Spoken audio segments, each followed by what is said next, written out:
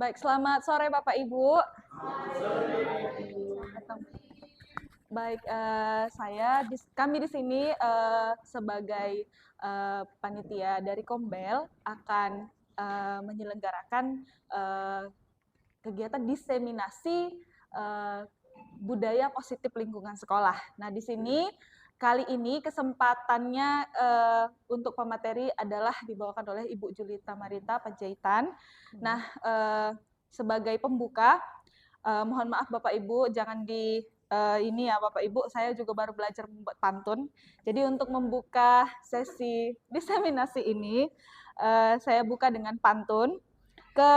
Nanti kalau saya dijawab cakep gitu, atau suai gitu boleh. Ke pasar Seminai beli babat. Jangan lupa beli bumbunya. Selamat datang Bapak Ibu guru hebat, bersama saya MC ternama. Iya. Lanjut sesi kedua. Iya. Air mendidih, asap mengepul. Jika sudah dingin, baru diangkat. Bila semua sudah berkumpul, mari kita mulai dengan semangat. Baik Bapak Ibu, langsung saja saya serahkan kepada Ibu Julita sebagai moderator. Terima kasih. Sebagai pemateri. Terima kasih Bu Evelyn. Good afternoon all. Thank you for your time in my presentation, Positive Culture. Please have fun.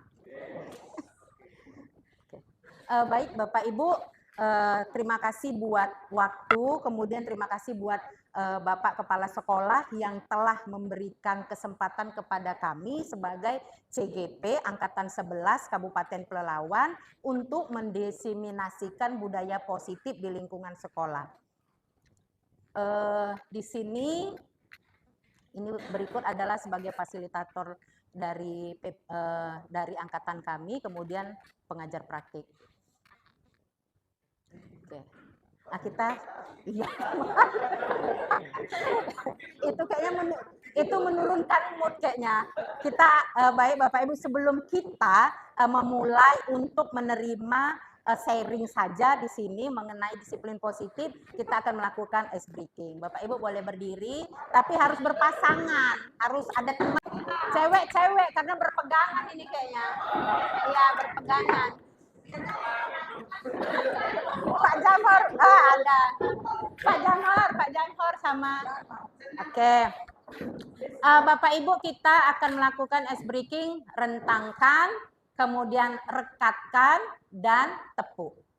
Jadi berhadapan. Silakan berhadapan Bapak Ibu. Posisinya seperti ini. Kemudian kalau rentangkan seperti ini, nanti salah satu, ada satu teman tangannya di sini satu buah. Oke, satu buah, yang satu lagi dia kalau dibilang rentangkan seperti ini, rekatkan seperti ini, kalau tepuk tangannya. Nah, sekarang kita tentukan dulu siapa yang menjadi apa ya namanya ya?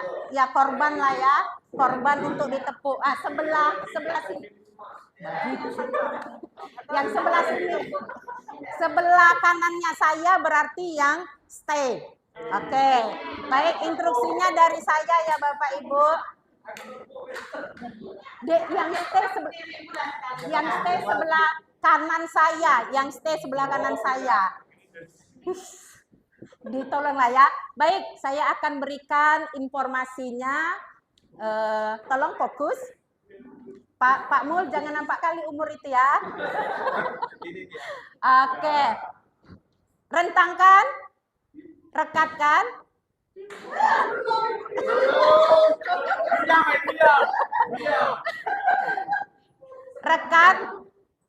Rekatkan. Yang jaga siapa Pak Yusli di sini? Yang jaga siapa? Yang jaga Ales. Dua-duanya jaga loh.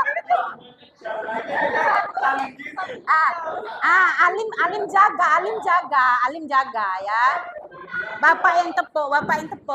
Sampai direkatkan tadi. Ya, rekatkan, rentangkan, rekatkan,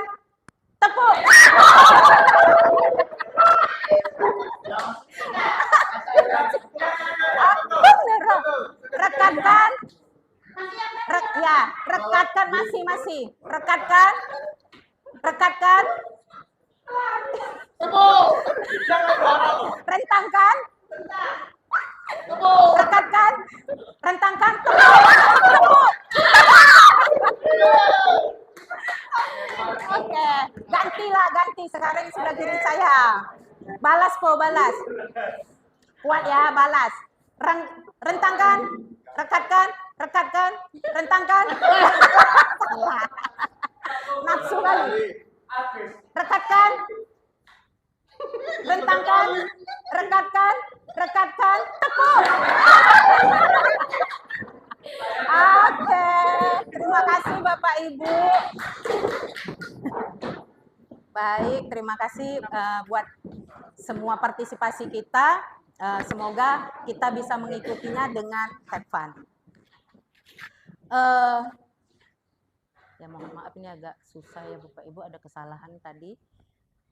Budaya positif ada 6, yaitu disiplin positif, kemudian teori motivasi hukuman, keyakinan kelas, kebutuhan dasar manusia, 5 posisi kontrol, sama segitiga restitusi. Di sini Bapak Ibu kemarin sudah dijelaskan oleh Bu Evelyn, itu adalah tema 1, 2, 3. Saya akan menjelaskan kebutuhan dasar, 5 posisi kontrol seorang guru, dan segitiga restitusi.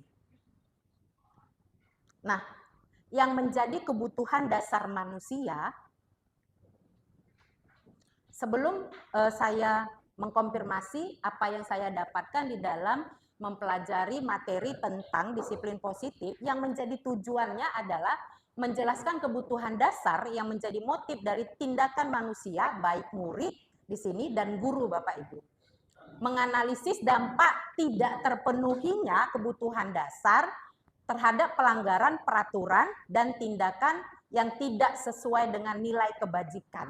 Nah, di sini posisinya kan di dalam lingkungan sekolah ada guru, ada siswa. Nah, kemungkinan kalau seandainya kita memposisikan sebagai guru, maka akan kita selesaikan ke siswa. Sedangkan kita kalau memposisikan ada pimpinan di atas, yaitu Pak Yusli dan wakil kepala sekolah yang akan melihat tindakan kita, maka kita bisa menyesuaikan berarti apakah kita melakukan atau melanggar peraturan. Mengidentifikasi peran dan sekolah guru dalam upayanya menciptakan lingkungan belajar dan pemenuhan kebutuhan anak yang beragam. Nah, di sini Bapak Ibu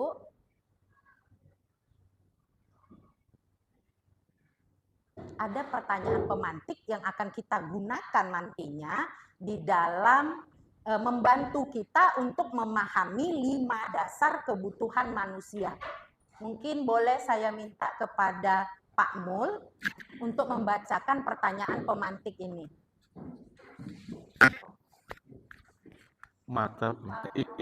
Ibu Ambar merupakan wali kelas 2A di SD Pelita Hati.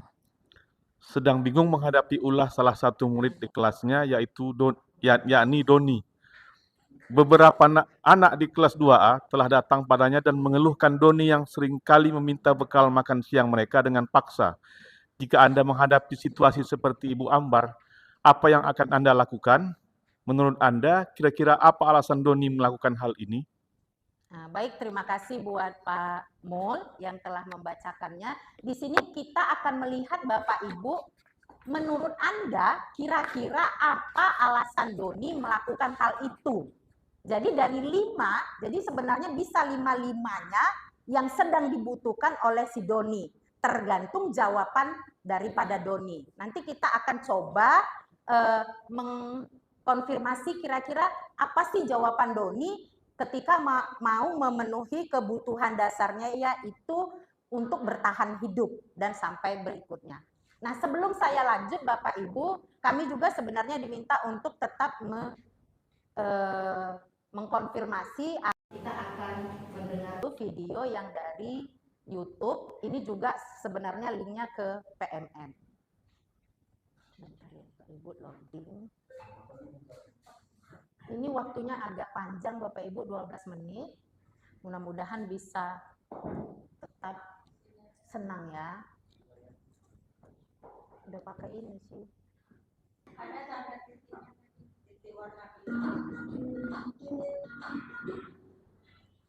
Salam dan bahagia Ibu dan Bapak Guru untuk membangun budaya sekolah yang positif dengan lingkungan yang aman dan murid dari budaya seimbang dan bahagia. Salah satu upaya yang bisa dilakukan guru adalah memahami kebutuhan dasar yang mendasari perilakunya. Pada video kali ini kita akan membahas tentang 5 kebutuhan dasar manusia.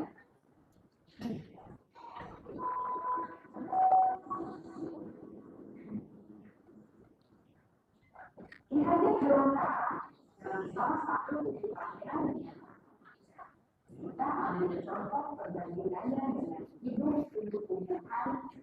Seorang petani dalam hakikatnya sama kewajibannya dengan seorang pendidik yang mengamati misalnya. Hanya dapat menuntut tubuhnya padi. Dia dapat memperbaiki kondisi tanah, memelihara tanaman padi, memberi pupuk dan air, membasmi ulat-ulat atau jamur-jamur yang mengganggu hidup tanaman padi, dan lain sebagainya. Ketika guru memahami kebutuhan apa yang mendasari perilaku murid, dan guru berusaha mengukur dan mendukung murid dalam memenuhi kebutuhannya secara positif, pada hakikatnya guru tersebut tidak Ini mendekat. sedang berusaha mengambil dia berusaha menentukan lapangan tersebut yang dapat khusus dan maksimal. Dr. William Glasser, seorang psikiater dari Amerika Serikat, menyatakan bahwa seluruh tindakan manusia memiliki tujuan tertentu, yaitu memenuhi kebutuhan dasarnya. Ketika kelima kebutuhan dasar telah terpenuhi secara memadai, maka murid akan tumbuh dengan seimbang dan baik. Sebaliknya, ketika kebutuhan dasar tidak terpenuhi dengan baik, maka seseorang akan mengalami emosi negatif, bosan, sedih, dan kecewa. Maka mereka dapat melakukan perbuatan yang bertentangan dengan yang beliau kewajiban atau melanggar peraturan. Dengan kata lain, perilaku buruk seseorang biasanya adalah respons dari kebutuhan yang tidak terpenuhi. Namun, mereka tidak tahu cara untuk menunaikan. Ada 5 kebutuhan dasar manusia menurut Dr. William Glasser, yaitu yang pertama, kebutuhan untuk bertahan hidup atau survival. Yang kedua, kebutuhan untuk merasa diterima atau love and belonging. Yang ketiga, kebutuhan akan kebebasan atau freedom. Yang keempat, kebutuhan akan kesenangan atau fun. Dan kelima, kebutuhan akan kekuasaan atau power. Kebutuhan dasar yang pertama adalah kebutuhan yang bersifat fisiologis untuk bertahan hidup atau survival. Misalnya, kesehatan, rumah, dan makanan. Kebutuhan biologis sebagai bagian dari proses reproduksi termasuk kebutuhan tetap bertahan hidup. Kebutuhan untuk merasa aman juga termasuk dalam kebutuhan ini.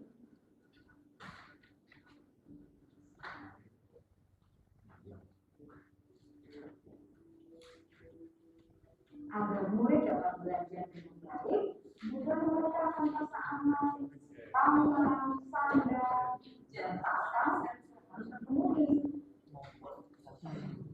Bagaimana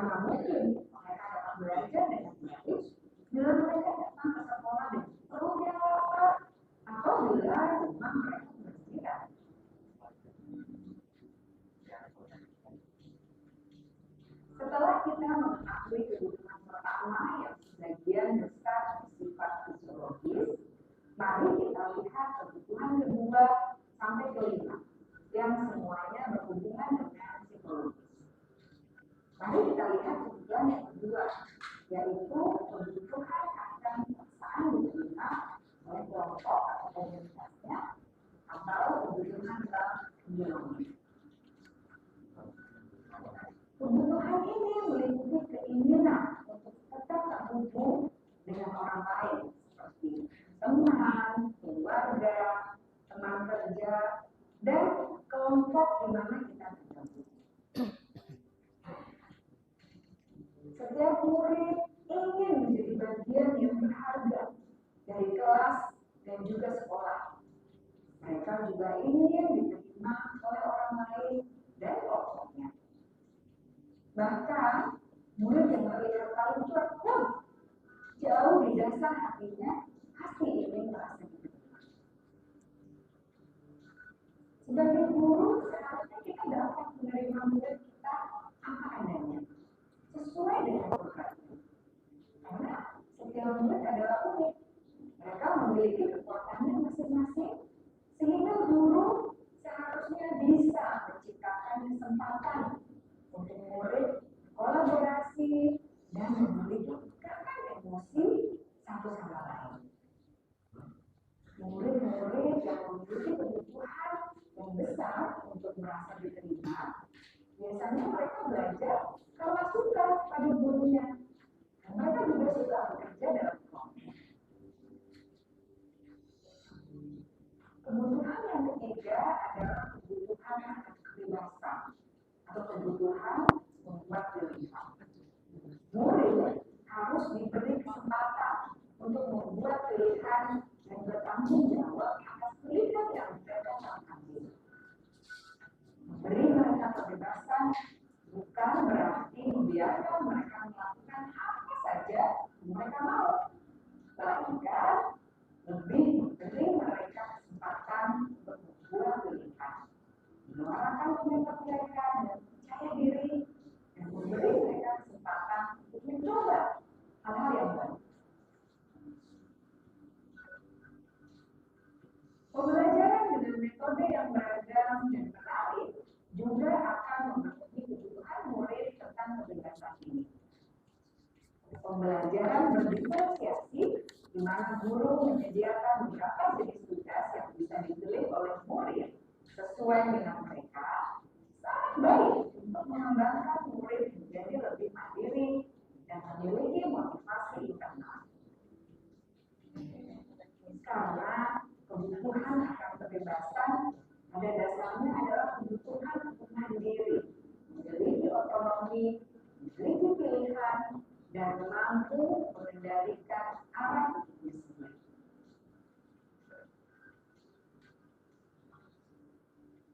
Kebutuhan yang keempat adalah kebutuhan akan kesenangan. Bayangkan Bapak Ibu, hidup tanpa rasa senang. Betapa menyedihkannya. Glasser menghubungkan kebutuhan akan kesenangan dengan belajar. Jangan sepelekan kebutuhan murid untuk merasa senang di kelas. Sebagai guru, jangan ragu-ragu untuk dengan sengaja memasukkan kegiatan yang menyenangkan dalam kelas. Murid-murid dengan kebutuhan dasar kesenangan yang tinggi ingin menikmati apa yang mereka lakukan. Mereka juga konsentrasi tinggi saat mengerjakan hal-hal yang disenangi.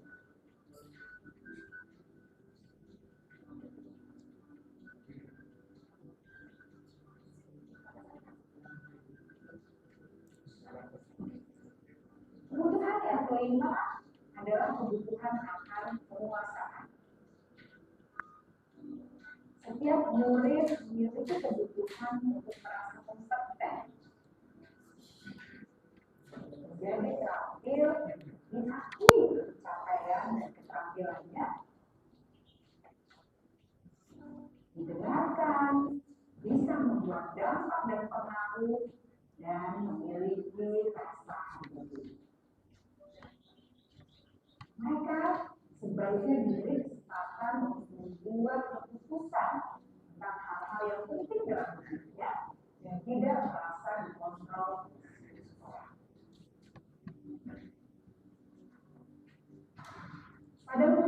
telah menginjak usia remaja, seringkali mereka merasa tidak memegang kendali kehidupannya sendiri. Karena guru kerap kali berpengaruh dalam mengambil keputusan. Murid-murid yang memiliki kebutuhan dasar akan penguasaan yang tinggi biasanya selalu ingin menjadi pemimpin. Mereka juga suka mengamati sebelum mencoba hal-hal yang baru. Mereka juga perfeksionis dan merasa kecewa bila melakukan kesalahan.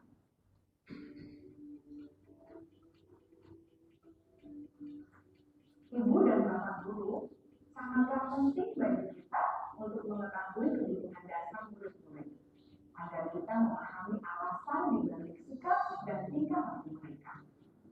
Bila murid berperilaku buruk atau melanggar peraturan, sehingga tindakannya tidak sesuai dengan nilai pendidikan, maka guru harus mencari tahu alasan yang mendasari tindakan tersebut dan kebutuhan apa yang belum terpenuhi. Melalui percakapan dengan guru dalam pendekatan disiplin positif, murid dapat diajar untuk bersikap efektif dalam mengenali kebutuhan-kebutuhan yang berusaha mereka penuhi dan mendasari tindakan mereka. Jika guru menyampaikan perilaku murid, maka perilaku tersebut akan berpengaruh pada suasana kelas yang kurang kondusif dan akan berpengaruh pada tujuan dari pendidikan itu sendiri. Ibu bapak guru hebat, mari kita menjadi guru yang lebih baik dengan memahami kebutuhan dasar murid kita dan senantiasa membimbing mereka untuk menjadi pribadi yang berdaya, seimbang, dan bahagia. Salam dan bahagia. Baik Bapak Ibu, demikian video dari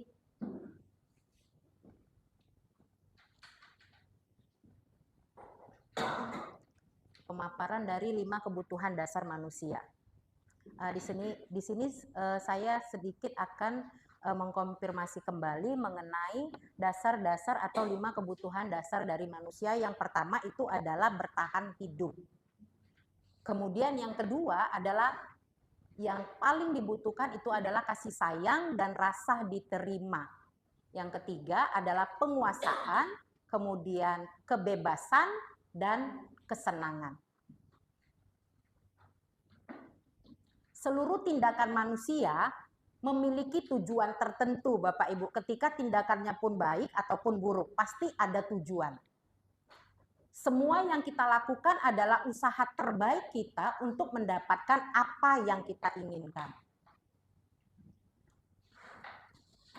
Contohnya, kita makan karena dengan makan kita bisa hidup.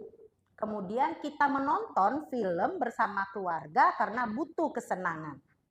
Kita belajar karena butuh menjadi terampil. Jadi semua kebutuhan sebenarnya bermuara untuk melangsungkan hidup. Ketika kebutuhan dasar kita tidak terpenuhi dengan baik, maka besar kemungkinan akan terjadi perilaku yang tidak sesuai dengan norma atau aturan yang berlaku. Atau nilai-nilai kebajikan yang sudah dijelaskan oleh Bu Evelyn pada pertemuan sebelumnya.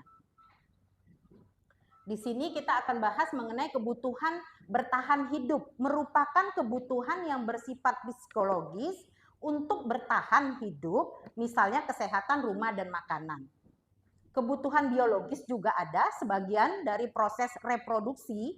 Tadi saya lihat ada di sini tersenyum Bapak Ibu guru mengenai disebut adalah sebagian dari proses reproduksi termasuk kebutuhan untuk bertahan hidup Bapak Ibu. Mungkin yang paham saja lah yang tertawa ya.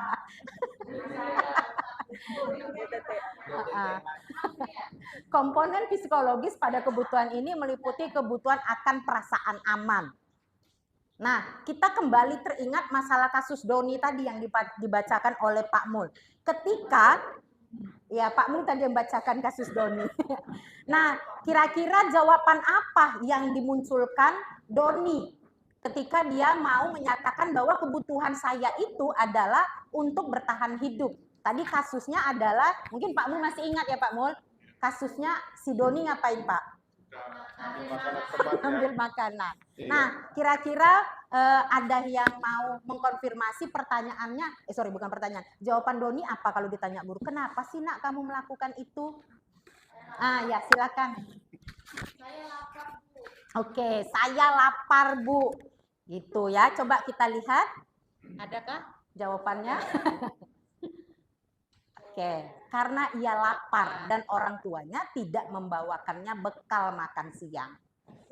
Tuh. Oh iya, ada pengalaman pribadi ya. Pak Mul lagi. Yang kedua, kasih sayang dan rasa diterima. Merupakan kebutuhan yang bersifat psikologis, kebutuhan untuk disayang dan diterima. Jadi wajar Bapak Ibu kalau anak kita juga membutuhkan kasih sayang dan perhatian dari kita sebagai guru, karena kebutuhan akan hubungan dan koneksi sosial, kebutuhan untuk memberi dan menerima kasih sayang, kebutuhan untuk merasa menjadi bagian dari kelompok kita. Kebutuhan ini juga meliputi keinginan untuk tetap terhubung dengan orang lain, seperti teman, keluarga, pasangan hidup, teman kerja, binatang peliharaan, dan kelompok di mana kita tergabung. Nah, kembali lagi, kira-kira apa sih jawaban daripada si Doni ketika ditanya gurunya kenapa anak ibu melakukan itu? Nah, di sini Bapak Ibu, anak-anak yang memiliki kebutuhan dasar kasih sayang dan rasa diterima yang tinggi biasanya ya ingin disukai dan diterima oleh lingkungannya. Akrab dengan orang tuanya, kemudian ingin belajar karena suka pada gurunya. Nah, ini banyak ya siswa yang seperti ini, pas sama Miss Suci suka, pas sama saya nggak suka. Bagi mereka, teman sebaya sangatlah penting. Mereka juga biasanya suka bekerja dalam kelompok, karena banyak orang, ya dia nggak suka bekerja sendiri. Nah, kira-kira siapa yang mau, Bapak Ibu? Apa sih pertanyaan, jawabannya? Pak Popo lah mungkin ya. Silakan Pak Popo. Untuk memenuhi kasih sayang dan rasa. Kenapa nak kamu buat itu? Ingin diterima teman-teman. Ingin diterima teman-teman. Kita lihat Bapak Ibu. Survei membuktikan alasannya mengambil bekal temannya karena dia merasa senang temannya jadi memperhatikan dia. Ketika temannya melaporkan tindakan ke guru, maka guru juga akan memperhatikan dia. Guru akan melapor ke orang tua, akhirnya orang tua juga memperhatikan dia. Jadi itu alasannya. Semuanya terhubung, mulai dari teman, guru, dan orang tua. Kan ada ini. Ya, kemudian penguasaan, kebutuhan pengakuan atas kemampuan. Nah, ini banyak juga saya lihat di kelas-kelas ya. Dia sangat butuh pengakuan bahwa dia bisa. Nah, penguasaan merupakan self-esteem atau harga diri dan keinginan untuk meninggalkan pengaruh. Kebutuhan ini berhubungan dengan kekuatan untuk mencapai sesuatu, menjadi kompeten, menjadi terampil, diakui atas prestasi dan keterampilan kita, didengarkan, dan memiliki rasa harga diri. Kira-kira apa ya jawaban si Doni nanti ketika ditanya oleh gurunya? Anak-anak yang memiliki kebutuhan dasar akan penguasaan yang tinggi selalu ingin menjadi pemimpin. Kalau membentuk kelompok, maunya dialah nanti yang memimpin. Padahal nggak dia disuruh gurunya, tetap dia akan mendominasi. Dia ngatur-ngatur temannya. Suka mengamati sebelum membaca hal baru, merasa kecewa bila melakukan kesalahan. Rapi dan sistematik, selalu ingin mencapai yang terbaik. Nah, ini mungkin juga bisa menjadi pengenalan terhadap diri kita sendiri. Pasti kita juga mempunyai kebutuhan, bukan siswa saja, guru juga mempunyai kebutuhan. Yuk Pak Adrian yang menjawab. Kenapa kamu lakukan itu?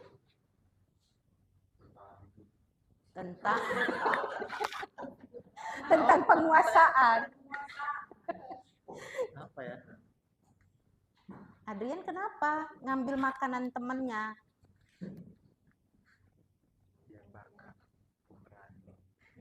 Tentang penguasaan. Biar merasa diakui. Biar merasa diakui. Baik, survei membuktikan. Ting teng. Jawabannya adalah Dia merasa hebat di aku ya, karena temannya jadi takut dengan dia menuruti keinginannya. Maka sebetulnya Doni sedang berusaha memenuhi dasarnya, yaitu kekuasaan. Ya, agar temannya takut, nanti diminta ke sini, minta ke sini, akhirnya semuanya. Kalau dia minta berarti harus dikasih. Iya, tukang pala ya. Itu kayaknya adil itu ya. Kemudian Bapak Ibu yaitu mengenai kebebasan.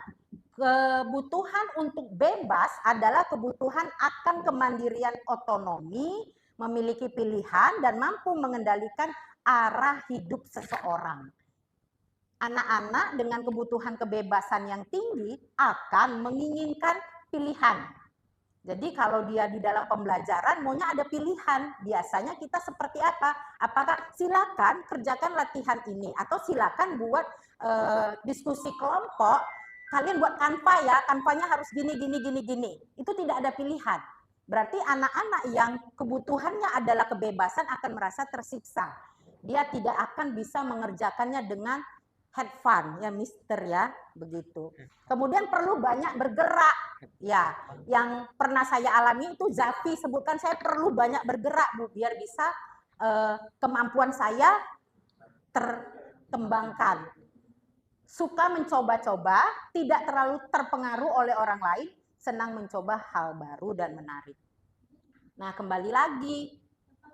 Kira-kira apa sih jawaban si Doni kalau saya tanya, kenapa melakukan hal itu? Yuk, kira-kira siapa yang mau mencoba menjawab, Bapak Ibu? Ya, silakan. Mic-nya kayaknya diarahkan sama Bu Dola. Silakan Bu Dola. Udah macam permainan ya. Ya. Untuk kebebasan, kira-kira jawaban Doni apa ya, Bu? Oh, berarti dengan dia mengambil makanan kawannya, dia memiliki banyak menu. Oke, berarti banyak pilihan. Ya. Ya, nggak apa-apa, itu jawaban Bu Dola. Oke, kita tinggal survei membuktikan. Ya kan nggak ada yang salah ya Bapak Ibu ya. Kita lihat apa sih jawaban si Doni, yang tadi jawaban Bu Dola. Oke, Doni merasa bosan dengan bekal makanan yang luar biasa ya. Karena orang tuanya mungkin bawanya selalu itu. Nah, dari rumah karena ibunya selalu membawakan bekal yang sama. Jadi menunya itu variatif gitu. Banyak jenis. Memang betul, Pak. Oke, luar biasa. Ya, nanti hadiah dikasih sama Pak Adrian. Baik, kita lanjutkan Bapak Ibu, kesenangan. Kebutuhan untuk mencari kesenangan bermain dan tertawa. Jadi artinya ternyata kita guru-guru sangat perlu untuk memberikan anak kesempatan untuk tertawa. Jadi tertawa di sini tanda kutip bukan selalu sedang tidak fokus di dalam belajar atau sedang menentang guru. Nah, anak-anak dengan kebutuhan dasar kesenangan yang tinggi biasanya ingin menikmati apa yang dilakukan, bisa berkonsentrasi tinggi saat mengerjakan hal yang disenangi, suka permainan, suka mengoleksi barang, suka bergurau, suka melucu, menggemaskan. Saat mereka bertingkah laku buruk, mereka masih terlihat lucu. Kira-kira kita lihat ada nggak anak kita seperti itu ya? Padahal yang dilakukannya adalah suatu hal yang buruk, tapi kok masih lucu aja bagi kita. Itu adalah anak-anak yang kebutuhan kesenangannya sangat tinggi. Nah, kira-kira kalau seperti ini, apakah jawaban dari Doni? Yuk, Bapak Ibu silakan. Ya, Ibu Evelyn yang nunjuk ya. Oh, okay. Untuk kesenangan. Ingin coba makanan temennya yang lain. Jadi ya udah coba, pengen Ingin coba-coba gitu. Makanan temannya gitu ya. Pingin aja coba. Iya, ingin aja coba. Gitu ya. Pingin aja coba gitu ya. Tahu lebih enak daripada masakan mamaku gitu. Iya. Oke, jawabannya adalah Doni melakukan karena iseng. Coba aja. Memang pengen coba katanya, dan ia menikmati ekspresi kawannya. Benar Bu, benar. Yang kesal karena diambil makanannya, dan menurut dia ekspresi temannya itu lucu gitu loh. Maka berarti Doni sedang berusaha memenuhi kebutuhan akan kesenangan. iseng gitu ya. Iya. Nah, ini adalah beberapa contoh perilaku siswa. Perilaku siswa memukul teman yang menghinanya, kebutuhan dia berarti adalah kekuasaan atau power. Pertanyaan kita sebaiknya, apakah ada cara untuk memenuhi kebutuhan kekuasaan tanpa melakukan kekerasan? Jadi itu yang kita munculkan ke anak kita. Ya, kadang-kadang kan dia tanda kutip memang ya kebablasan aja kalau udah marah, tak semuanya kita sebutkan ya Bapak Ibu. Nah, jika ada sebaiknya seperti ini pertanyaannya. Apakah ada gitu ya? Selanjutnya Bapak Ibu,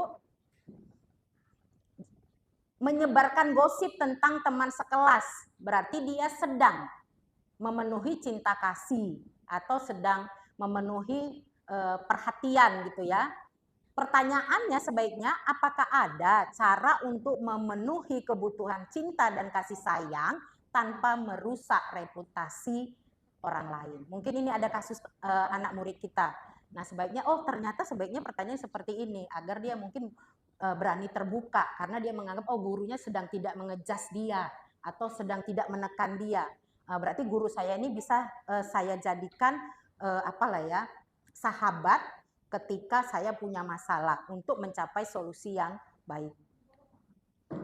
Kemudian, jika perilaku siswa menjatuhkan teman saat teman sedang berjalan di lorong sekolah, ya sebenarnya dia iseng aja, bercanda, ya, memenuhi kebutuhan senang. Sebaiknya pertanyaan kita, apakah ada cara dari tadi di sini Bapak Ibu kita lihat apakah ada cara gitu ya.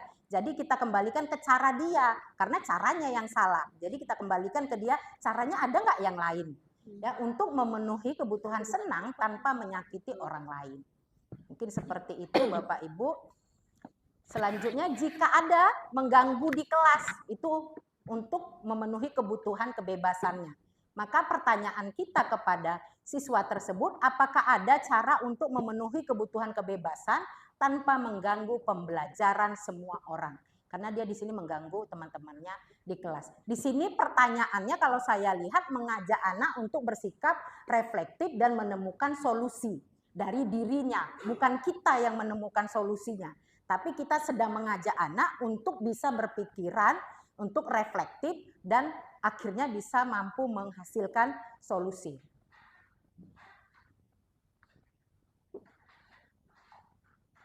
Seorang yang tidak merasa diterima oleh teman-temannya, ini yang termasuk hitungan kita berbahaya juga, kebutuhannya akan kasih sayang dan rasa diterima tidak terpenuhi, oleh karena itu dia mungkin akan memiliki satu teman dan memisahkan diri dari orang lain.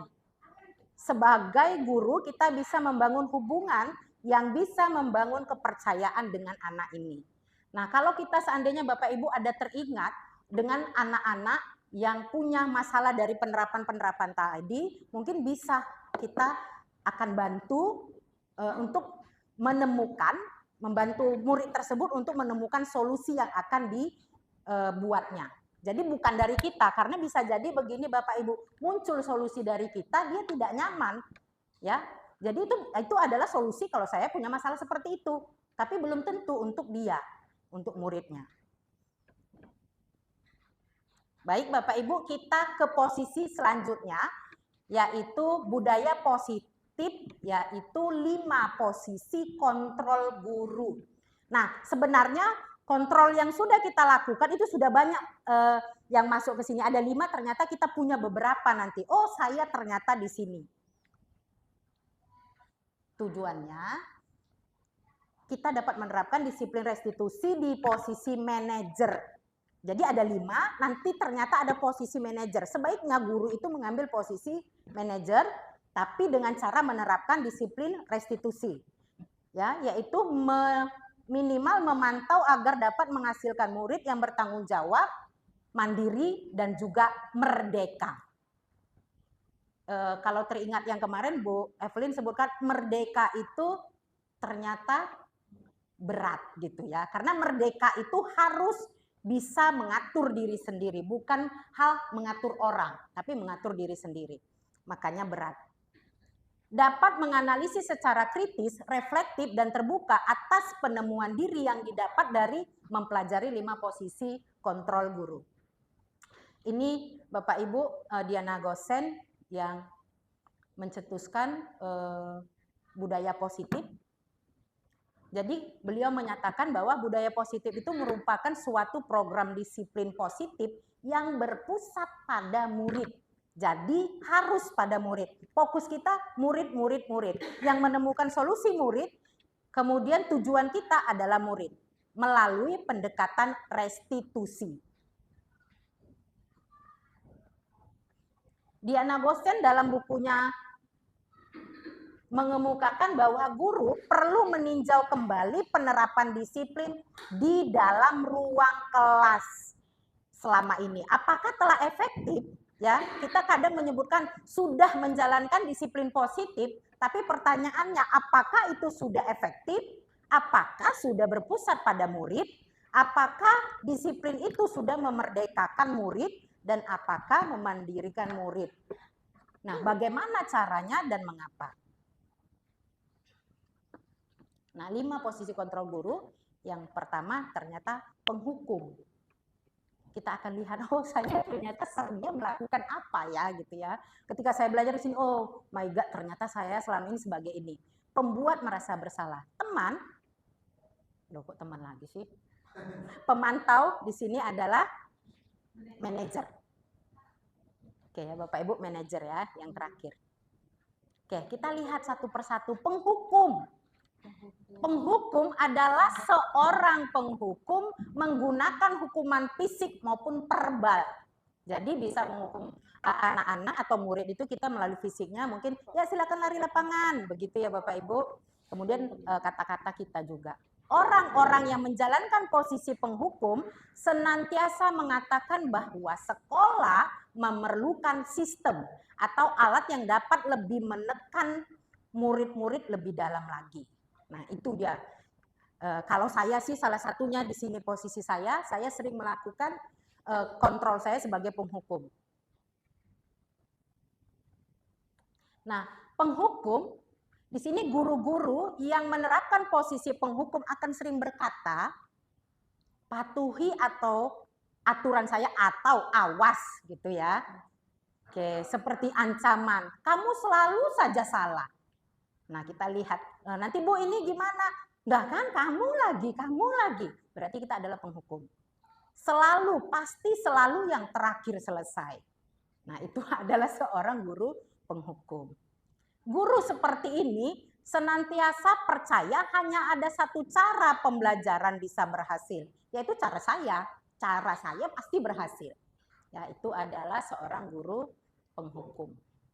Nah, pembuat merasa bersalah. Saya masuk juga salah satu.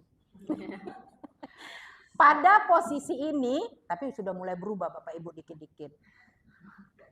Guru akan bersuara lebih lembut. Ayo Lana, kesannya seperti itu kan? Nah, itu membuat merasa bersalah. Guru akan menggunakan keheningan yang membuat orang lain merasa tidak nyaman, merasa bersalah atau rendah diri. Nah, apa yang sering dikatakan oleh guru yang pembuat merasa bersalah?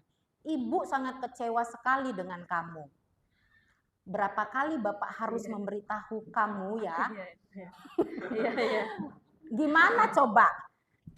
Apalagi kalau di meja piket ya, ada yang terlambat gitu, nggak pakai apa gitu ya. Gimana coba kalau orang tua kamu tahu kamu berbuat begini? Kan jadinya, oh iya pula, iya merasa penghukum ya. Di posisi ini murid akan memiliki penilaian diri yang buruk tentang diri mereka. Murid merasa tidak berharga dan telah mengecewakan orang-orang yang disayanginya. Nah, sebagai teman, ini banyak ya, kita di sini sebagai teman, tapi ternyata ada juga faktor negatifnya. Guru pada posisi ini tidak akan menyakiti murid, kadang-kadang berusaha melindungi lagi buat kesalahan. Ya cepat-cepat biar ibu itu nggak tahu gitu ya. Namun akan tetap berupaya mengontrol murid melalui persuasi. Posisi teman pada guru bisa negatif maupun positif. Positif di sini berupa hubungan baik yang terjalin antara guru dan murid. Guru di posisi teman menggunakan hubungan baik dan humor untuk mempengaruhi seseorang. Guru akan berkata, ayo bantulah demi Bapak nak. Ayo ingat tidak nggak bantuan Bapak kemarin gitu ya. Ya sudah, kali ini tidak apa-apa, ini nih yang sering menutupin. Nanti Ibu bantu bereskan. Ya udah nggak apa-apa, nggak apa-apa. Gila masuk gitu kan. Misalkan terlambat, aduh anak kesayanganku, misalkan gitu. Hal negatif dari posisi teman adalah bisa suatu saat guru tersebut tidak membantu, maka murid akan kecewa dan berkata, saya pikir Bapak atau Ibu teman saya. Jadi murid merasa dikecewakan dan tidak mau lagi berusaha. Nah itu buruknya. Kalau kita kelupaan atau kita tidak membela dia, maka terjadi hal yang seperti ini. Hal lain yang mungkin timbul adalah murid hanya bertindak untuk guru tertentu. Ini dia, kalau Pak Popo, it's okay, saya ikutin. Tapi misalkan kalau seandainya yang masuk itu adalah Miss Evelyn, dia nggak mau. Mungkin bisa jadi seperti itu. Karena dia sayang sama Pak Popo, sama Miss Evelyn biasa aja. Tidak untuk guru lainnya. Murid akan bergantung pada guru tersebut. Ya saya pun senang sebagai guru bisa jadi teman. Kadang-kadang, oh saya di sini tersadar, oh iya ya, rupanya saya belum tentu tahu hati anak itu seperti apa ketika mempunyai masalah. Nah, saya juga ada di sini. Mudah-mudahan nggak banyak ke negatifnya ya. Harapannya loh Pak Po. Pemantau. Memantau berarti menguasai, mengawasi. Pada saat itu, atau pada saat kita mengawasi, kita bertanggung jawab atas perilaku orang-orang yang kita awasi. Posisi pemantau berdasarkan pada peraturan dan konsekuensi. Jadi pemantau ini kalau ada Anda kesalahan, coba lihat buku pelanggaran. Oh kamu gitu, dilihat dulu. Nanti dia terlambat, lihat datanya. Lihat data, kamu kemarin tanggal sekian, itu adalah seorang guru pemantau. Jadi berbicara berdasarkan data. Kemudian dia pasti mintanya bukan hukuman, tapi konsekuensi. Dia merusak buku dia menulis buku temannya, maka dia harus menghapus bukunya seperti itu. Dengan menggunakan sanksi, konsekuensi, kita dapat memisahkan hubungan pribadi kita dengan murid sebagai seorang yang menjalankan posisi pemantau. Pertanyaan yang diajukan seorang pemantau, peraturannya apa? Apa yang telah kamu lakukan? Sanksi atau konsekuensinya apa? Nah, itu adalah pertanyaan-pertanyaan yang akan disampaikan oleh seorang pemantau. Seorang pemantau sangat mengandalkan perhitungan, catatan, data yang dapat digunakan sebagai bukti atas perilaku seseorang. Jadi berbicara berdasarkan data, kemudian memberikan konsekuensi, bukan hukuman. Itu adalah seorang pemantau. Posisi ini akan menggunakan stiker, slip catatan, daftar cek. Posisi pemantau sendiri berawal dari teori stimulus respon yang menunjukkan tanggung jawab guru dalam mengontrol murid. Nah, ini posisi yang diharapkan sebenarnya, yaitu posisi manajer. Posisi di mana guru berbuat sesuatu bersama dengan murid, mempersilakan murid mempertanggungjawabkan perilakunya, mendukung murid agar dapat menemukan solusi atas permasalahannya sendiri. Jadi di sini anak diminta untuk bertanggung jawab, kemudian dia menemukan solusi sendiri. Seorang manajer telah memiliki keterampilan di posisi teman. Berarti manajer kalau guru menjadi teman salah tidak? Tidak. Dia sudah memiliki keterampilan itu sehingga ketika si anak diajak untuk melakukan segitiga restitusi, ketika dia menolak, nah kita bisa manfaatkan posisi kita sebagai teman untuk yuk kita menyelesaikan masalahnya secara segitiga restitusi. Maupun pemantau.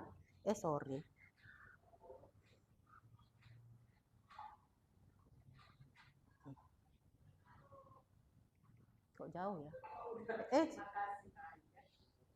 Enggak loh Mbak Rin, sejauh.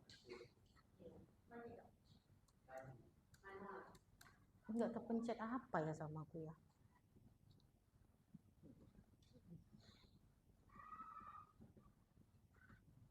Oke. Nah, untuk pemantau tadi udah ya. Oke, kita udah manajer ya. Oke, si Prita yang manajer ya. Namun bila kita menginginkan murid tidak menjadi manusia yang merdeka, mandiri, dan bertanggung jawab, maka kita perlu mengacu kepada restitusi yang dapat menjadikan murid kita seorang manajer. Jadi ketika kita manajer, maka kita sedang memposisikan anak juga menjadi manajer bagi dirinya sendiri. Karena manajer di sini bisa menemukan solusinya sendiri. Di manajer, murid diajak untuk menganalisis kebutuhan dirinya maupun kebutuhan orang lain. Di sini penekanan bukan pada kemampuan membuat konsekuensi, namun dapat berkolaborasi dengan murid bagaimana memperbaiki kesalahan yang ada. Seorang manajer akan berkata, apa yang kita yakini, jadi kita akan kembalikan keyakinan kelas atau keyakinan sekolah. Apa kamu meyakininya? Jika kamu meyakininya, apakah kamu bersedia memperbaikinya? Jika kamu memperbaiki ini, hal ini menunjukkan apa tentang dirimu? Jadi semuanya itu adalah tentang murid, tentang murid yang kita gali. Apa rencana kamu untuk memperbaiki hal ini? Nah, di posisi manajer kita hanya membuat pertanyaan-pertanyaan yang bisa merangsang murid agar murid itu bisa menemukan solusi yang terbaik buat dirinya. Tugas seorang manajer bukan untuk mengatur perilaku seseorang. Jadi kita itu membimbing murid untuk dapat mengatur dirinya. Jadi bukan guru yang mengatur, tapi dirinya yang mengatur dirinya sendiri. Seorang manajer bukannya memisahkan murid dari kelompoknya. Kadang-kadang mungkin kita membuat anak kita panggil, kita marahi, dia itu sudah tidak nyaman ketika masuk kelas, dia sudah merasa terpisah dari kelompoknya. Padahal di dalam segitiga restitusi, ya, fungsi segitiga restitusi itu adalah mengembalikan anak kepada kelompoknya lagi. Nah, sedangkan hukuman itu memisahkan anak dari kelompoknya. Kita ambil dia, kita sisihkan, dia makin akan merasa bersalah, hingga mungkin muncul kalau sangat berbahaya bisa bunuh diri lah atau menyayat tangannya dan segala macam. Nah, seorang manajer bukan memisahkan murid dari kelompoknya, tapi mengembalikan murid tersebut ke kelompoknya dengan lebih baik dan kuat. Jadi dia bisa kembali ke kelas dengan percaya diri bahwa apa, saya mampu kok menyelesaikan masalah saya. Nah, dia tahu saya salah, tapi saya mampu menyelesaikannya. Bisa jadi dalam praktik penerapan disiplin sehari-hari kita akan kembali ke posisi teman atau pemantau. Ini nggak masalah, karena posisi teman pemantau itu sudah membuat anak menjadi seorang yang berhasil. Yang gagal itu ketika kita sebagai penghukum. Ya, ditangani belum siap diajak berdiskusi atau diundang melakukan restitusi. Namun perlu kita ketahui tujuan akhir dari 5 posisi kontrol seorang guru adalah pencapaian posisi manajer, di mana di posisi inilah murid dapat menjadi pribadi mandiri, merdeka, dan bertanggung jawab atas segala perilaku dan sikapnya yang pada akhirnya dapat menciptakan lingkungan positif, nyaman, dan aman. Nah, di sini Bapak Ibu ada beberapa contoh, ya, contoh penghukum, pembuat orang merasa bersalah, teman, pemantau, manajer. Jadi yang di sini itu membuat identitas gagal. Sedangkan di sini adalah identitas anak sudah sukses kok. Jadi sebagai teman itu kepada murid sudah membuat identitas anak sukses. Di sini beberapa contohnya. Nah, Bapak Ibu, dari yang sudah kita dengar bersama-sama, kita pelajari bersama-sama, kira-kira ya, ketika ada pernyataan atau kalimat seperti ini, kira-kira siapa yang sedang mengatakannya? Saya kecewa sekali dengan kamu. Pembuat merasa bersalah, ada teman. Ibu Atika? Iya, membuat merasa bersalah. Oke, pembuat merasa bersalah. Kita lihat. Pembuat merasa bersalah. Nggak boleh jawab, Kak Bulu. Sudah curang. Ah. Oke, kamu tidak pernah benar melakukannya. Membuat rasa bersalah. Pembuat rasa Membuat bersalah. rasa bersalah. Oke, kita lihat. Hukuman. Jelas soal penghukum. Kamu tidak benar melakukannya. Bukan merasa bersalah lagi kita. Pasti menghukum kita tuh.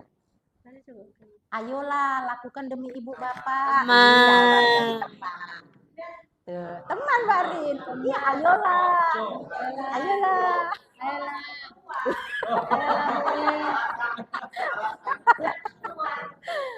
Oke.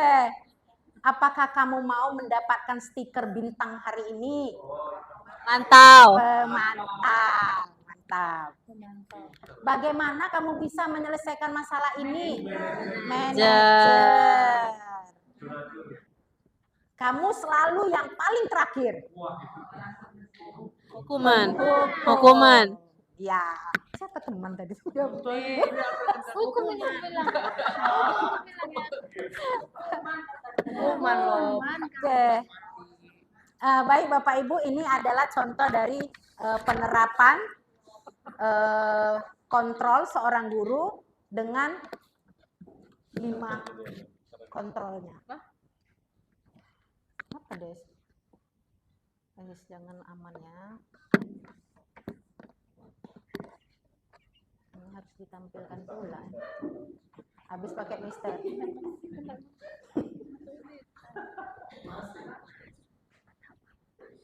Kok lama ya?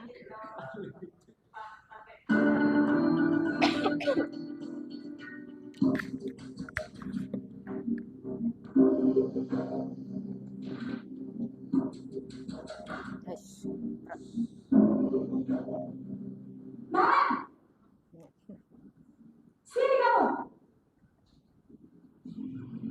Selamat pagi, Bu. Selalu terlambat. Kamu deh, pasti terlambat. Maaf Bu, saya Apa? Apa coba?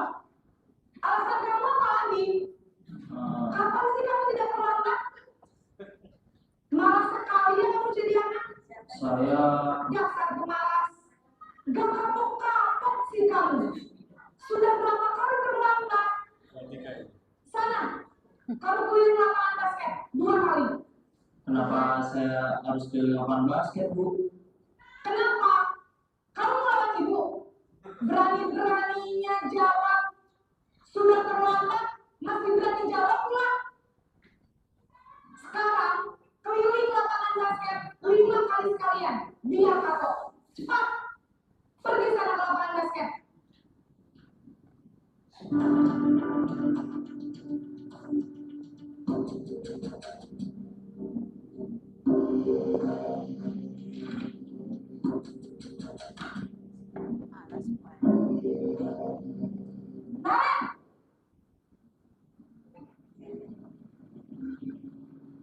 Selamat pagi Bu. Naren. Kamu kenapa terlambat lagi, nak? Ya Tuhan, Naren. Kamu senang ya bikin ibu susah ya? Kalau kamu terlambat lagi, nanti ibu yang ditegur bapak kepala sekolah, nak. Disangka ibu tidak bisa membina kamu. Duh, gimana ini? Maaf Bu, Tega banget ya. Naren. Kamu suka ya kalau ibu ditegur bapak kepala sekolah? Terus, sekarang ibu harus tulis apa ini di buku absen? Ini kamu sudah sering terlambat loh. Ibu harus apa coba? maaf Bu, maaf sekali. Ya sudah, lain kali jangan bikin ibu susah lagi ya nak ya. Ibu tidak akan kuat lagi kalau kamu begini terus. Bisa jantungan kalau ibu tegur bapak kepala sekolah. Sana cepat, kelas. Maaf ya Bu, maaf sekali.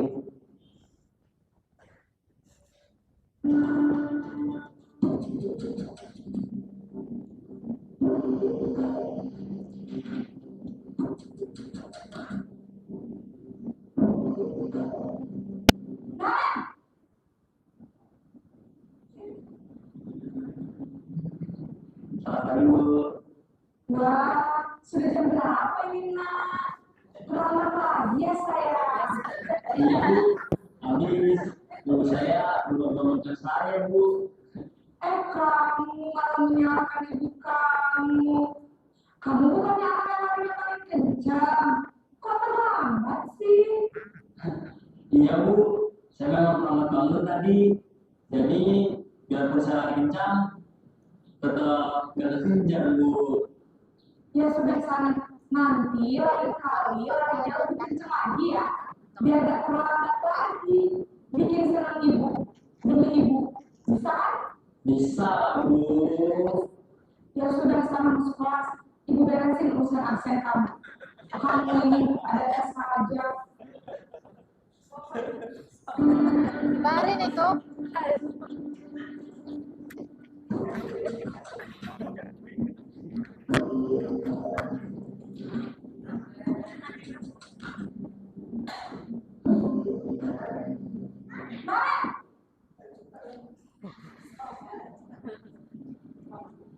Selamat pagi Bu.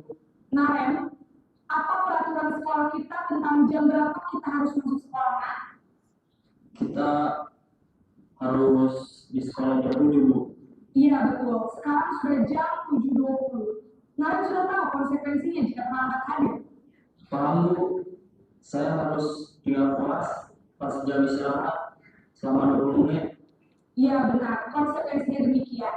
Jadi nanti jam 9.30 pas istirahat, kamu harus tinggal di kelas, kerjakan tugas tambahan untuk ketertinggalan kamu, ya? Baik Bu.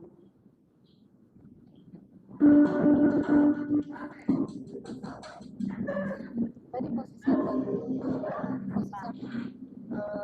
Mantau.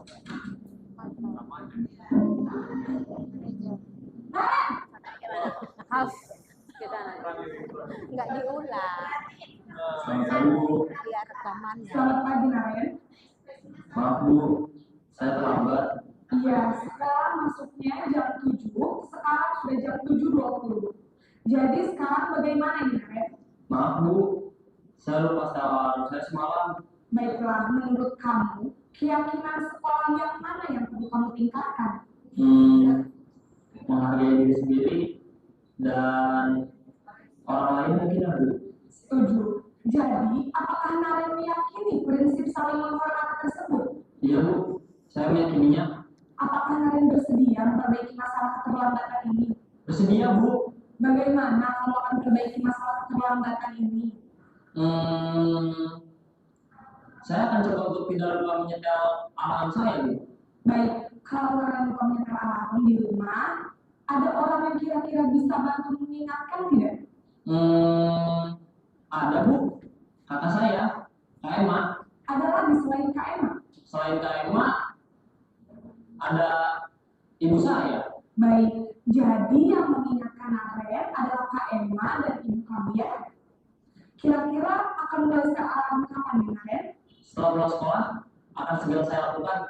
Baik, jadi Naren akan setel alarm untuk bangun besok pagi dan akan diingatkan oleh kakak dan ibunda Naren ya. Ada lagi yang mungkin perlu dilakukan Naren agar tidak terlambat bangun lagi. Tidak ada Bu. Baik Naren, terima kasih untuk kerjasama kamu. Sekarang kamu perlu kembali ke kelas untuk belajar. Baik Bu, terima kasih.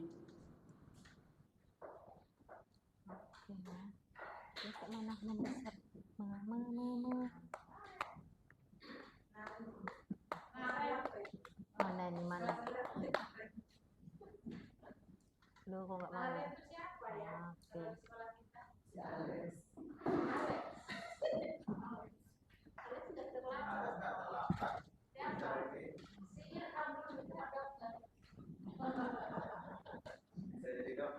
Bentar ya Bu, Bapak. Sorry.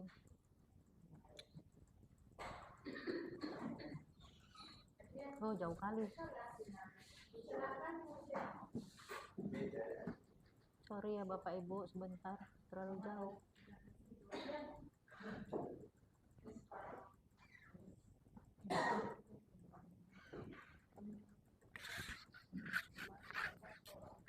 Manajer.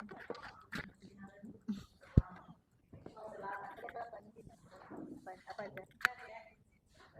Pendukung, pemantau, teman, membuat merasa bersalah. Baik Bapak Ibu, demikian video singkat mengenai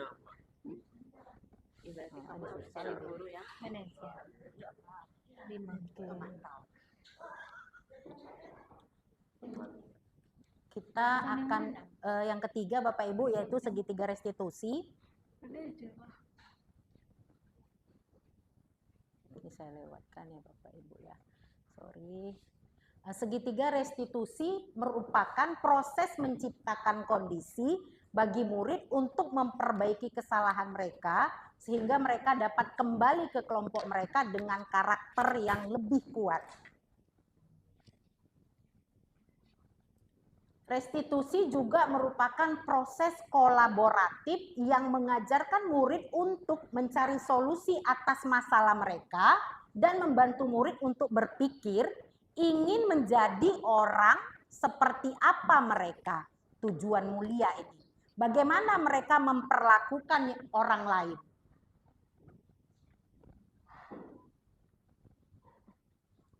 Ini adalah segitiga restitusi yang akan dilakukan untuk mengembalikan anak ke kelompoknya. Walaupun anak-anak atau walaupun murid melakukan kesalahan. Sebab yang kita yakini anak atau murid bisa memperbaiki atau menemukan solusi sendiri. Nah, yang pertama itu adalah menstabilkan identitas, kedua validasi tindakan, ketiga menanyakan keyakinan. Menstabilkan identitas berdasarkan prinsip membuat kesalahan ya adalah bagian dari proses pembelajaran. Nah, artinya di dalam belajar itu adalah tempat berbuat salah, masih koma, asalkan murid-murid mau mencari solusi untuk menyelesaikan permasalahannya. Menggeser identitas, jadi dengan restitusi ini kita menggeser identitas anak yang gagal menjadi anak yang sukses. Menstabilkan identitas di sini guru akan sering berkata, ya, berbuat salah itu hal yang manusiawi kok. Tidak ada manusia yang sempurna. Kemudian Bapak Ibu juga pernah berbuat salah. Kita pasti bisa menyelesaikan masalah ini, Nak. Ya, Bapak Ibu tidak tertarik untuk mencari tahu siapa yang benar, siapa yang salah. Bapak Ibu hanya lebih tertarik untuk menyelesaikan masalah. Ini kenapa muncul di sini? Kalau kamu menyalahkan dirimu sendiri terus-menerus, apakah kamu bersikap baik pada dirimu? Nah, itu adalah contoh beberapa pertanyaan yang bisa kita sampaikan atau untuk mengidentitas murid. Nah, tindakan kedua adalah validasi tindakan yang salah. Jadi kita di situ harus kasih tahu juga Bapak Ibu ya, dengan menggali kepada anak kira-kira dia melakukan kesalahan nggak dengan tindakannya tadi. Nah, itu harus murid yang menyebutkan bahwa oh iya saya salah, bukan kita yang menyebutkan. Biasanya kan kamu salah seperti ini, udah muncul kata salah dari kita sendiri, bukan dari murid. Berdasarkan prinsip, setiap perilaku berupaya memenuhi suatu kebutuhan yang tadi. Jadi kesalahan-kesalahan yang muncul dari diri murid atau kita pribadi bisa jadi untuk memenuhi kebutuhan yang 5 tadi. Guru akan bergeser dari pemikiran stimulus, respon menjadi proaktif. Mengenali dan mengakui kebutuhan murid akan memperbaiki hubungan dengan murid. Oke, kira-kira apa perkataan guru yang akan sering muncul? Kamu bisa saja kan melakukan hal yang lebih buruk dari ini, tapi kamu tidak melakukannya. Kamu pasti punya alasan mengapa melakukan hal tersebut. Apa yang penting bagimu? Kemudian kamu boleh tetap berusaha menjaga sikap itu. Bisa saja murid merasa dirinya tetap benar. Ya, yang saya lakukan nggak salah, yang salah itu si Anu, kan saya benar. Nah, tapi kita boleh menyatakan ini, kamu boleh tetap berusaha menjaga sikap itu, tapi tambahkan sikap yang lain, yang baru. Maukah kamu belajar cara lain untuk mendapat yang kamu butuhkan tanpa harus memukul? Apakah kamu bisa melakukan dengan lebih baik besok lagi, misalkan seperti itu. Nah, ini adalah yang ketiga terakhir, menanyakan keyakinan. Murid akan diberi pertanyaan bermakna untuk memunculkan motivasi secara intrinsik. Kemarin sama Bu Evelyn sudah ada motivasi diri, yaitu ekstrinsik dan intrinsik. Kalau intrinsik itu berarti munculnya dari diri murid. Mampu mengaitkan keyakinan dengan tindakan yang salah. Nah, guru akan sering berkata, ya, untuk menyatakan dalam penyelesaian masalah, apa nak nilai yang kita percaya di kelas atau di sekolah ini? Nilai-nilai universal apa yang telah kita sepakati? Kelas yang ideal itu emangnya seperti apa? Ya, kamu ingin jadi anak seperti apa? Apa yang kamu rasakan ketika kamu melakukan itu? Kamu menjadi orang yang seperti apa? Nah, itu adalah pertanyaan-pertanyaan yang kita munculkan agar murid dapat menemukan solusi untuk masalahnya. Nah, Bapak Ibu, jadi saya di sini sudah melakukan praktik segitiga restitusi yang artinya ini memang sudah direkayasa karena tugasnya adalah buatlah gitu. Jadi, tapi saya tanyakan ke murid, saya tanyakan dulu, apakah kamu pernah seperti ini? Pernah, Bu, saya telepon. Kamu pernah gini nggak? Pernah memberikan jawaban kepada temanmu nggak ketika ulangan atau ada PR? Pernah, Bu. Oke, nah kalau begitu besok kita syuting ya, saya sebutkan begitu. Jadi ini sebenarnya adalah reka ulang adegan. Kasus 1, nanti 1 aja yang saya tampilkan Bapak Ibu. Di dalam proses pembelajaran kimia saya melihat Hulman sedang memberikan jawaban kepada temannya yang bernama Amel. Ini direkayasa ya Bapak Ibu, tapi Hulman pernah. Sebenarnya Amel meminta Hulman agar mengajarinya untuk dapat menjawab persoalan nomor 3. Akan tetapi Hulman yakin walaupun Amel diajari pasti Amel tidak akan paham. Dan menurutnya mengajari Amel membutuhkan waktu yang lama sedangkan tugas Amel masih ada yang belum selesai. Nah, Bapak Ibu di sini saya menerapkan kok yang ini kasih.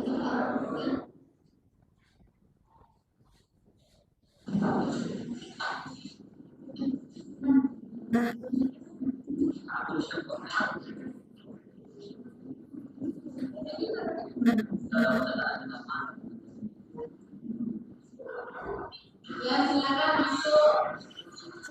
Ini sebelum Biar nggak dengar.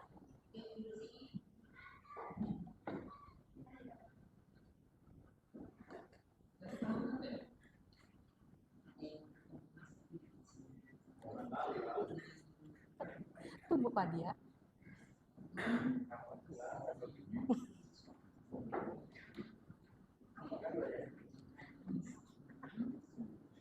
Kecil caranya. Jadi ini tadi Mas kalian menjawab soal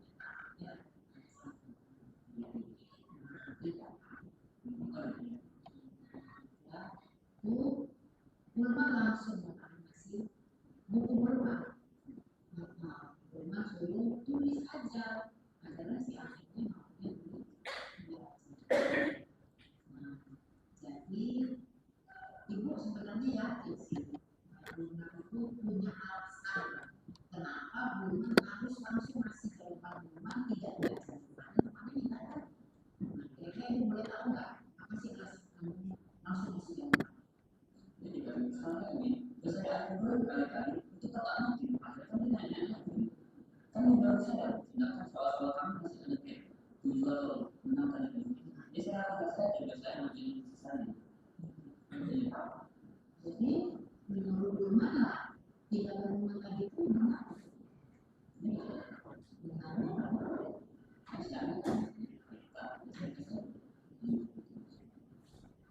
oke nah Bulma ingat nggak lihat aplikasi dari 35 tadi Bulma ingat lihat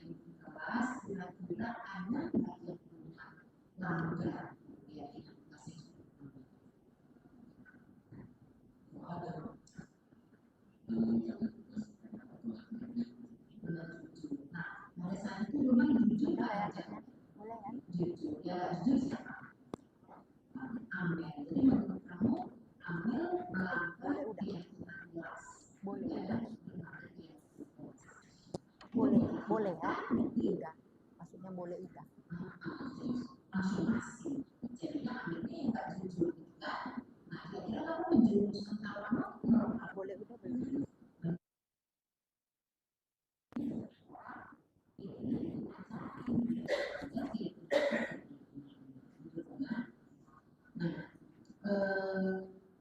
Hulman itu nggak apa sih bangga pada dirinya karena Hulman bisa mengucapkan lebih cepat dibandingkan temannya gitu. Tapi kan kita harus tahu juga bahwa kita sudah menjadi teman yang baik kok untuk pada saat itu.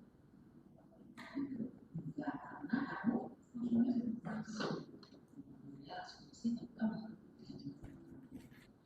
nah, jadi kira-kira di sini kan ibu tidak tertarik ya, pada siapa yang salah. Memang tidak salah. Yang salah itu adalah Amel karena Amel yang minta bu, saya kan hanya memberi saja, gitu ya. Saya tidak tertarik.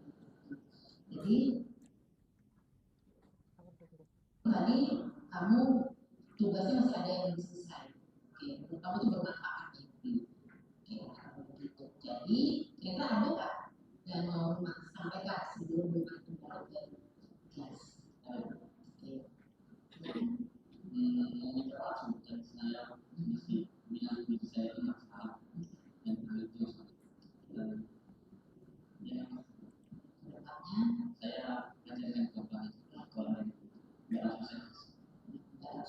Kira-kira terbuka nggak nih?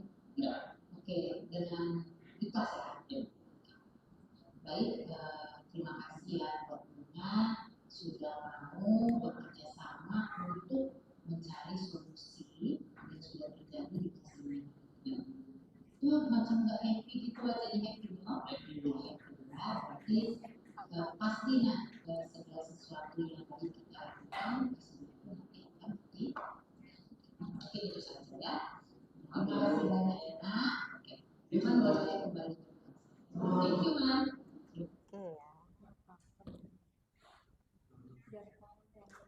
Oke, Bapak Ibu, terima kasih. Itu adalah hasil akhir dari tugas saya, yaitu mempraktikkan segitiga restitusi. Nah, jika ada pertanyaan Bapak Ibu, maaf, saya kembalikan ke Bu Evelyn. Terima kasih Ibu Julita. Baik Bapak Ibu, berakhirnya materi dari Ibu Julita. Jadi banyak sekali tadi materi yang baik yang kita dapatkan ya. Jadi ada beberapa di bagian yang kita jadi tersadarkan, oh ternyata saya berposisi selama ini menjadi pembuat rasa bersalah. Saya paling banyak memang pembuat rasa bersalah. Ini saya berefleksi Bapak Ibu. Baik, Bapak Ibu apakah ada yang mau bertanya sebelum kita tutup? Silakan Bapak Ibu. Satu pertanyaan saja. Bu Vita mungkin. Udah ngerti loh. Terima kasih Bu Evelyn buat kesempatannya. Menarik sih sebenarnya apa yang disampaikan oleh Bu Julita secara keseluruhan. Sebenarnya materi ini mungkin sudah kita pelajari juga di PMM, juga sudah ada beberapa pemateri seperti Bu Liswang kemarin masuk. Dan ini juga bagian dari kita tersegarkan kembali Bapak Ibu. Saya juga banyak berefleksi sebenarnya dari yang disampaikan oleh Bu Julita. Oh, saya bagian mana yang harus kita koreksi dari diri kita. Cuman yang jadi pertanyaan saya muncul dari ke semua hal ini. Kira-kira kan segala sesuatu yang di sini tuh menurut saya tuh memerlukan waktu yang cukup lama. Apalagi kita yang dahulunya mungkin sudah terpatri bahwa oh saya nih kalau udah terjepit nih kondisinya itu saya pasti kasih hukuman. Awas ya misalnya. Kalau saya balik ini belum selesai, ini contoh ya Bu ya. Kalau saya balik belum selesai akan saya tambah tugas berikutnya. Itu kadang-kadang terjadi kita dalam situasi tertentu kita pasti bakal kembali ke posisi itu, maksudnya posisi penghukum kah atau menghibah ke anak seperti yang tadi disampaikan. Nah, bagaimana nih menurut Bu Julita sendiri mungkin ada pengalaman bagaimana cara kita switch on kembali tersadarkan bahwa kita perlu nih ke posisi manajer sebagai seorang guru yang bisa melakukan restitusi walaupun dalam keadaan yang terjepit. Kira-kira begitu. Terima kasih. Langsung dijawab, Bu. Ya, silakan Bu Julita langsung dijawab aja. Oke, baik Ibu Pita, terima kasih buat pertanyaannya. Saya akan mencoba untuk memberikan jawaban dari pertanyaan Ibu, bagaimana caranya. Nah, kalau di posisi saya pribadi, saya kan cenderungnya tadi seringnya itu adalah kontrol saya yang saya lakukan adalah sebagai penghukum. Artinya di situ saya akan seringnya memunculkan emosi, terjepit antara ketika tindakan anak dengan emosi saya. Nah, seringnya saya di situ biar nggak lupa, ya walaupun saya sedang berjuang juga untuk merubah diri berlahan-lahan ke manajer. Saya cuman buat tarik napas, akhirnya saya tersadar. Jadi pas anak oke, jadi saya ingat lagi gitu. Jadi perlunya di sini adalah untuk menata emosi. Menurut saya menata emosi, kemudian mengingat kembali peran yang harus saya lakukan. Dan saya mengingat bahwa kemungkinan besar anak itu sedang membutuhkan sesuatu dalam memenuhi kebutuhannya. Nah, ya puji Tuhan juga Bapak Ibu, saya sedikit-sedikit sudah mulai mengikis dari kontrol saya sebagai penghukum tadi dengan cara demikian. Mengingatkan kembali, terus mencari mengingat lah ya, intinya mengingat dan menetralkan emosi saya dan selalu ingat bahwa murid adalah tujuan saya, bukan saya. Ya, saya harus memerdekakan murid. Saya menyediakan proses pembelajaran yang memang berpihak pada murid. Saya berdiri karena ada murid. Jadi bukannya seperti yang menguasai itu saya. Seperti yang tadi videonya seakan-akan yang punya masalah ibunya. Dia menyelesaikan, anaknya diminta tolongin, nak bantu saya, ibu punya masalah. Sebenarnya yang punya masalah muridnya, malah ibunya yang minta bantu supaya anaknya menyelesaikan masalah gurunya, agar gurunya tidak dimarahi kepala sekolah. Nah, Ibu, kira-kira apakah ada lagi yang mau bertanya? Karena waktu ini sudah menunjukkan pukul 16.25. Jadi apakah kita cukupkan sampai di sini Bapak Ibu? Cukup.